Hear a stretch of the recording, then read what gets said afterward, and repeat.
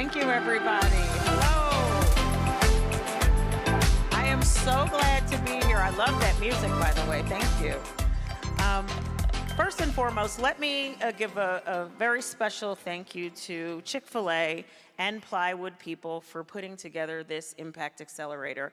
I have been to so many conferences that are targeted towards the Fortune 5, and I feel that there has been a lack of concentration on nonprofit leaders. And for me, I think nonprofit leaders, that's where the heart is, that's where empathy is coming from, and you really are the leaders of what I call humanity. So give yourselves a round of applause, please, for being here, and thank you to your organization so much for making this happen.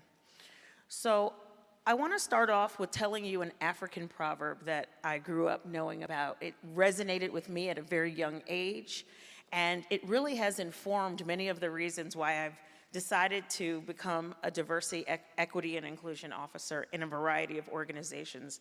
I have been the chief diversity officer at Edelman, which is the world's largest PR/integrated marketing agency, the head of diversity and inclusion at our Atlanta Hawks in State Farm Arena, the head of diversity and inclusion at a small little coffee startup called Starbucks, and now here at the Recording Academy, which is also known as home of the Grammys and is a nonprofit.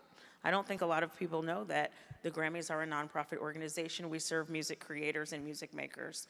And so let me start off by telling you this story. There was a village, and in this village sat an old man outside of the village wall every morning. So he would wake up very early before the sun rose and sit outside and just watch people pass by the village. And so this was his morning routine. He did it for years, and he would take notes and make mental notes about what he learned as he watched people pass by. And so one morning, he was sitting in front of the village wall, and he saw a man approaching, and he looked very, very tired. He looked worn out. He looked like he had been walking for a very long time. And so the man looked at the old man and he said, "Old man, can I ask you a question?" And the old man said, "Sure, absolutely." And he said, "Well, I've been walking for a really, really long time. I actually walked throughout the entire night. And I'm tired, I'm exhausted, a little bit hungry, thirsty. I'm just tired, and I want to know, if I walk into your village, what type of people will I meet there?" And so the old man said, "Well, I have an answer, but first, tell me what type of people you've seen along your journey." And the man said, "Well, unfortunately, I don't have anything happy to report. The people that I've met along the journey have been mean. They haven't shared their food. They haven't given me anything to drink when I asked. They've just really been unkind." And the old man kind of scratched his head and he said, "Well, I'm sorry to report that if you go into my village, you're going to meet those same type of people." And so the man just kicked the dirt and he said, "You know what? I knew it. I knew it." And he walked away. A few hours later, as people continued to pass by, there was another man that approached the old man who was sitting in front of the village. And he said, "Old man, can I ask you a question? Do you mind if I ask you a question?" And the old man said, "Well, sure." He said, "Well, I've been walking for a really, really long time. I walked all night, and I'm tired, I'm hungry, a little bit thirsty, and I need a break. And I want to have a break inside of your village, but I'm wondering if you can tell me, if I step inside of your village, what type of people will I meet?" And the old man kind of scratched his head and said, "Well, before I give you that answer, tell me a little bit about the people that you've met along your journey." And he said, "Well, the people that I've met along my journey have been really kind, very nice, open-minded, good-natured. When I was thirsty, they offered me water, which made me feel good in the moment. I was hungry, they offered me food. I've actually had a good journey. I just need to take a break, but it's been really good." And the old man said, "Well, come, hold my hand, and let me walk you inside of my village because we have some of those same type of people in here." And so the moral of the story is very simple. You will find what you look for. A lot of times, we have experiences with others based on what we are imagining they will bring to the table. And so I always encourage people to look for the good, because the good is there. Of course, there are times where we will have challenging circumstances and find things to nitpick at, but if we look for good, we will find it. And so I share that story with you because I'd like to talk a little bit about my corporate journey as a DEI executive in organizations that I've led. And I want to start off with a story about my time at an organization. I won't say which one, but it was a sports organization. I mean, I've worked at 3 sports organizations, so I mean, you guys might be able to figure it out, but it was a sports organization, and we had an opportunity to pitch a beverage sponsor to have a 3-year, $30 million deal with our organization. Very significant. And so as this opportunity materialized, and I was working on the HR team at the time, our executive committee wanted the HR team to come together with them and talk about top talent. We had a lot of data from our performance reviews. We spent a lot of time with the people in our organization to understand where their strengths and challenges lied. And so we had a very long meeting to discuss who would work well together on a cross-functional team to bring home this business. And so while this conversation was taking place, I remember that there were some recurring words that kept coming up, like Harvard educated, or this person went to Yale, so they're very smart, or this person came from McKinsey, so they have a strategic mind. And as we continued this conversation and this dialogue, I remember raising my hand a few times and bringing up a couple of challenging opportunities to challenge the way that we were thinking about top talent. And so I said, well, what about this candidate that graduated from this HBCU? They have demonstrated an ability to do very well in their job. Or what about this woman who is leading her team and doing great things? And I was met with, I would call it caution and nothing overtly resistant, but there was not an embracing of the words that I was using. And so some of the feedback that I got was, well, that person isn't ready yet. Not for this opportunity now, perhaps they'll be ready in a few years if we continue to pour into them. Or this person reminds me of myself, and I know how resilient I am, and so I know that they will be resilient in that moment too. Ultimately, we ended up selecting a team of 10 people to represent our organization on the pitch. 10 people that were working cross-functionally, all highly talented people. But in many ways, it was a homogeneous group. All 10 of the people were men. We didn't find one woman that we thought could bring value in this moment. All 10 of the people were white. We didn't find any people of color that were ready. And all 10 of the people were heterosexual. And they did a good job. They worked together for about 6 weeks on this project and ultimately went to the headquarters of the beverage sponsor to pitch their idea. And something very unique happened on the day that they went to the pitch, something that had never happened in the history of this organization. The CEO and chairperson, who happened to be a woman from India,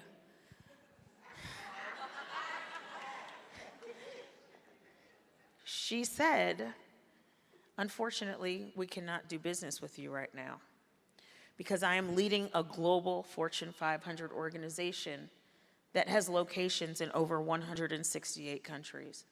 And part of my remit as the CEO is to ensure that we have cultural competency and to ensure that we're able to develop products, develop marketing campaigns, and develop our brand narrative around difference and why each place that we show up is unique. And because of this, I have developed an executive committee that sits beside me that hail from across the globe, including places like India, South Africa, Australia, the UK, Canada, Mexico. This is all very intentional because we have to make sure that we are resonating with the people that we serve and in the communities that we serve. And so that is not to say that we'll never do business with you, but right now we want to make sure that we are aligning ourselves with organizations that have the cultural competency that we have so that there is alignment. And in that moment, we were declined the business. And so that group of men came back to corporate headquarters, and they were obviously disappointed and maybe even demoralized in a few instances. And the head of our organization was very upset because that was a significant piece of business that we almost already counted in the books. Because at the time, we were the world leader in the sports space and generated more revenue than any of our competitors combined. And so we ended up starting a diversity council, and we handpicked people in the organization that we thought represented the differences that were lacking and the insights that we needed from the demographic sets that were not represented in the room that day. The challenge is that we handpicked those people. There was no application process. People didn't have an opportunity to self-select into doing the work. And some of the people didn't even identify themselves the way that we identified them, which was a very big aha for me. So for example, there was a woman who was selected for the committee, and she happened to be African American. And I remember she came to my office and she said, "I don't really want to do this. I don't feel like I have enough insights about the African American community." And I said, "Well, what do you mean?" And she said, "Well, I grew up in the suburbs of Illinois. I grew up in a highly white environment. I went to a white college. My husband is white. I have more of a white lived experience than anything else. And so I'm not sure that I'm going to be able to provide the insights that this group is looking for in terms of what the African American community needs." And so for me, that was an aha moment. That sometimes we look at people and how they show up on the outside without asking any questions about their lives, without understanding what value they bring to the table, and we make very narrow decisions about where we should place them in our organizations. And oftentimes, when we do this, we end up putting them in a bad situation where they cannot show up well, which means that ultimately our organization will not show up well. So after working on this diversity council and doing some interesting things for a period of time, I decided to go to graduate school. And when I was in graduate school, I wanted to study organizational diversity, organizational management, and really delve deep into some of the things that I had experienced earlier in my career. And so what I learned about was our personalities. As human beings, at the core of who all of us are is our personality. And our personality is shaped by a myriad of dimensions, 3 in particular. Internal diversity, which is the closest to our personality. Internal diversity are things that are fixed, that you come into the world with when you're born, that you cannot change. Your gender, your race, your age, your sexual orientation, your ability. Those are things that you're born with and the closest to your personality, the closest to how people will define you or how they might treat you. Next, there are external dimensions of diversity, and those are things that change over time. You accumulate them as you are moving through your life. So your income may change over time. When you are an entry-level practitioner, you might demand a certain salary, and as you get more experience in the workplace and you move up, you might become a manager, which means that your salary will go up, and then you might become a director and a VP, and the list goes on. Those things can change over time. Your marital status, that can change over time. You can start off as a single person who then becomes a married person. And then if things don't work out, a divorced person. But that can change over time. Your parental status. When I was a college student, I didn't have any children. Now, several years later, I have 3. My parental status has changed. And so those are things that we accumulate over time, but they also impact our personality. Depending on how much money you make, or if you have kids to think about, or your elder care, or your religion. And then the last dimension is organizational diversity. Where do you sit in the organization that you serve? And how are you treated because of it? What is your seniority or rank? Do you manage people, or are you an individual contributor? And how do people think about that? I remember a manager telling me once, she said, "You seem to like to work alone.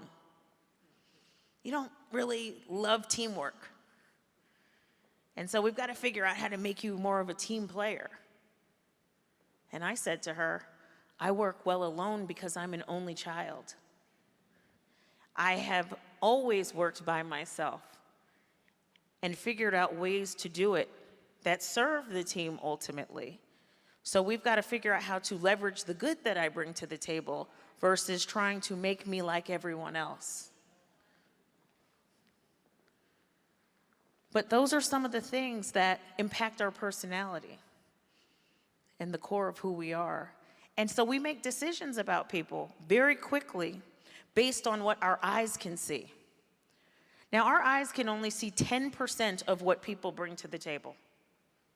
So if I am a whole human being that is 100%, and the accumulation of experiences in my life make up who I am and what personality I have and the things that I bring, you can only see 10% of that when you're looking at me.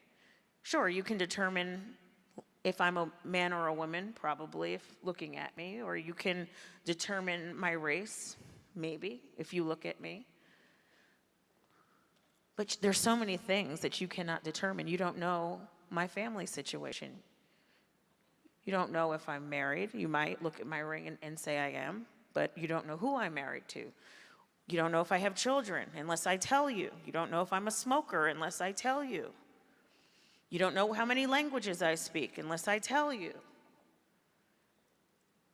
And so it's important for us to think about this in the context of the people that we meet, to remind ourselves that there are so many dimensions to who we're interacting with, and the only way that we're going to get to the core of it is if we spend time and get to know one another, peel back the layers of the onion, expose some of the unique attributes that we also bring to the table, and then learn how to leverage the differences instead of harping on why they're bad. Let's figure out how we can embrace the things that people bring to the table and use the good so that we ultimately create high-performing teams. About 8 years ago, I was working at a PR agency, and I was leading diversity, equity, and inclusion there. And I mostly worked on DEI from the internal side of the house, so ensuring that we had fair and equitable practices inside of our organization. But I rarely had client interface. Until one day, there was a phone call that we received from Alston & Bird, which is a large law firm here in Atlanta. And we represented Alston & Bird on the PR side of the house. So we did all of their public relations and had been in that relationship with them for years. But this call was very different.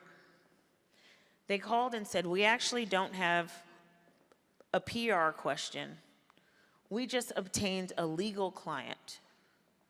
that we're doing an investigation for. And as we are in the process of discovery, what we've realized is that this client will likely be going through a public-facing racial crisis, and we cannot help them with it.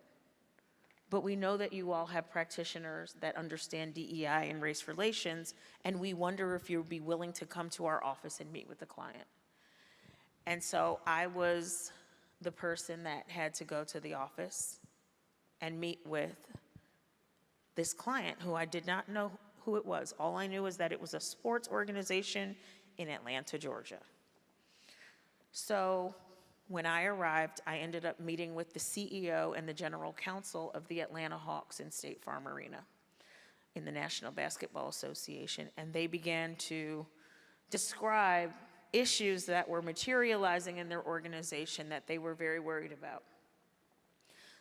The first issue that they were worried about is that there was a board call that took place with senior leaders and executives and board members in which there was a scouting report that was read regarding a potential recruit that they were thinking about bringing to the roster.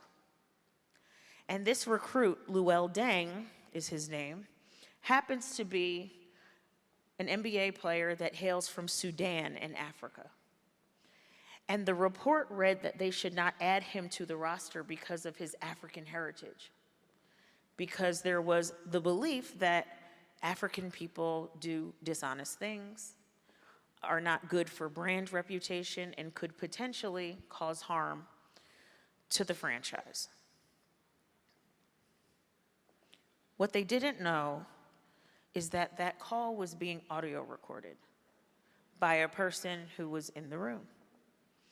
And in the state of Georgia, for anyone who has a legal background or who might be a lawyer, you can attest to the fact that in the state of Georgia, there only has to be one person aware of an audio tape for it to be admitted in court, and that one person can be the taper.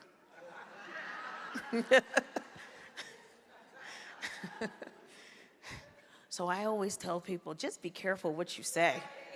You don't know, there could be a tape on. And so the person who was taping the call happened to be one of the owners of the franchise. Not the majority owner, but he was an owner, a significant owner. And he said, I am tired of this language. You all have been using it for years. I am not going to tolerate being a part of an ownership team that speaks this way. And so I'm going to take this tape and release it to the public in 72 hours, unless you all force the controlling owner to sell this franchise so that we can get new leadership. And so the question for me in that moment from the CEO and the general counsel was, what do you think is actually going to happen? And I said, well, you have about 71 hours and 30 minutes. We got to figure it out because something's going to happen. People generally don't make these type of veiled threats unless they're ready to go. And so I ended up becoming a part of a crisis team that we put together to help the Atlanta Hawks get out of this situation because we knew that it was going to become public. And so I had to put on my DEI hat and rely on my training to think about what will actually happen if the public finds out, and then how can we win back the heart and soul of this city that we call the city too busy to hate?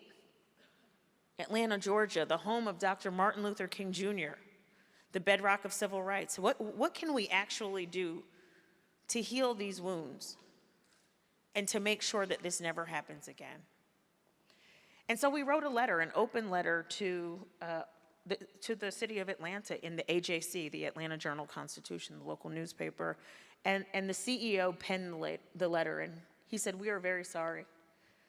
First of all, we're sorry that this happened. We are sorry that we were allowing this to go on unchecked. So he owned up to the things that went wrong. But in the same letter, he talked about what we plan to do to make sure that this never happened again. And He wanted to document his words in writing to hold himself accountable, to hold our organization accountable, and to make sure that if he had to revisit those words, that he could make good on all of the promises to the city. One of the things that he said in that letter is that the Atlanta Hawks were going to hire a chief diversity officer. And I said to Steve, if you hire a chief diversity officer, I'm going to apply for that job. I want to leave this place and do this work with you.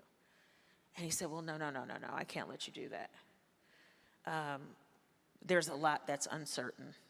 There's just a lot that we don't know. And if we do get a new owner, they may not be bought into the idea of having a chief diversity officer because of the legacy of how the role came about. And so you might get the job and only be here for 6 months. And I would have no control over that. And I said, well, it's a chance that I'm willing to take. Because we are in a place that is so low that we can only do better.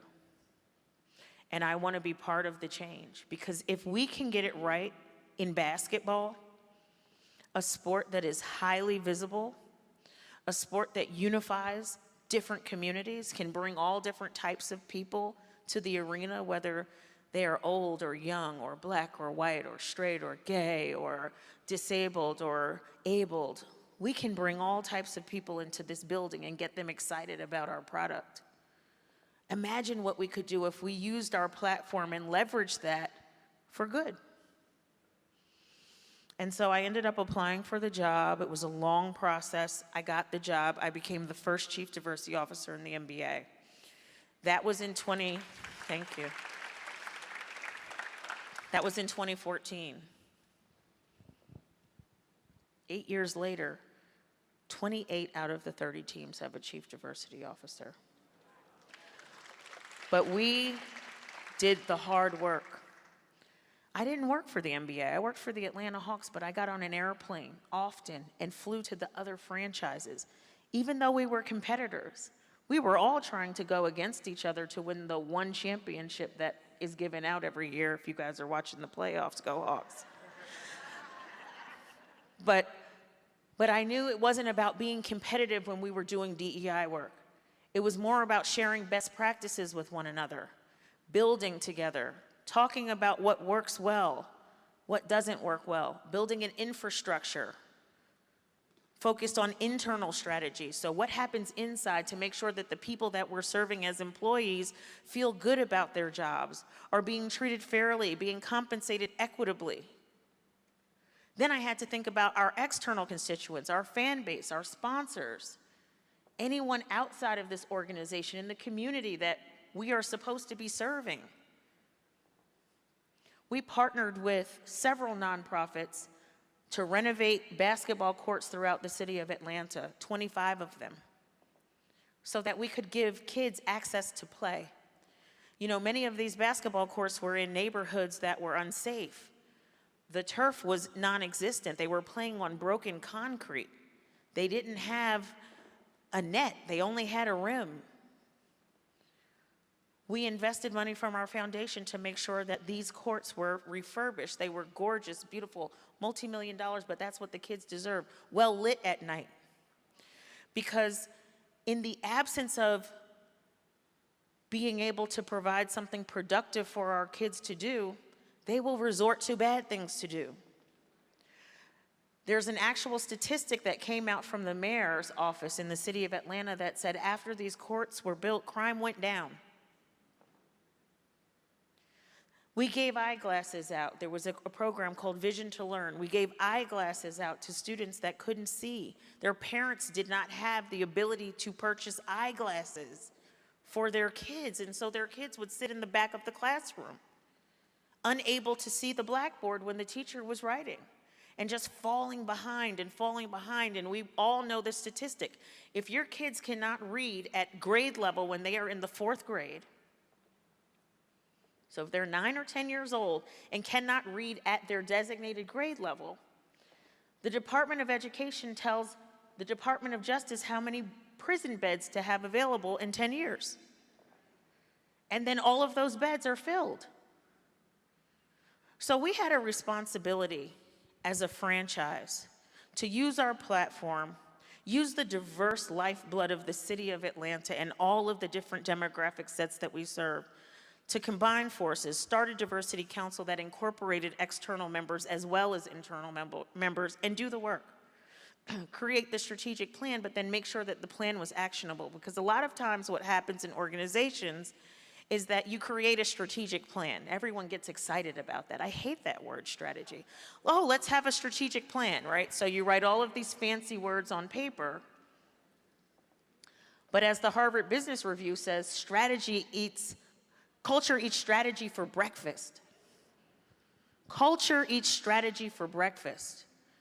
If you write down words on a paper and you have no one in the organization to make those words come to life, that's all it is words on a paper. So we have to figure out how we impact our corporate cultures, leverage one another, find the good,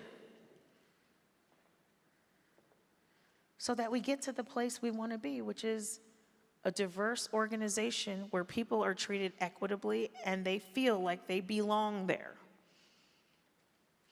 So as I close, I know that I am standing between you all and lunch, and this is some good lunch, so I just want to leave you all with this. You all are leaders. It's clear. You're here, you're spending your time, you're proactively trying to learn best practices from one another, to elevate yourselves within your organization and build a platform for ways that you can serve the mission of your organization, serve others, lead with an empathetic heart. Please make sure that you all are considering diversity, equity, inclusion, and belonging as you continue to lead these communities. Figure out ways to find the good. It's easy to kick the dirt and keep moving down the road, but there's good. But you have to look for it. You have to believe that it is there. I believe that it's there, and that is what has inspired me to continue down this road. We've had some challenging times in the world in the past couple of years. We all experienced a pandemic. It didn't matter what socioeconomic background you came from. It didn't matter what race you were. It didn't matter how old you were. It didn't matter. We all were in the same pandemic. And we were all scared, and we were all filled with uncertainty. But one thing that we all had was hope. And now we're here today. We're here because of Chick-fil-A in this Impact Accelerator. And we are charged with leading with empathy, love, and belonging. So enjoy lunch. Thank you all for your time.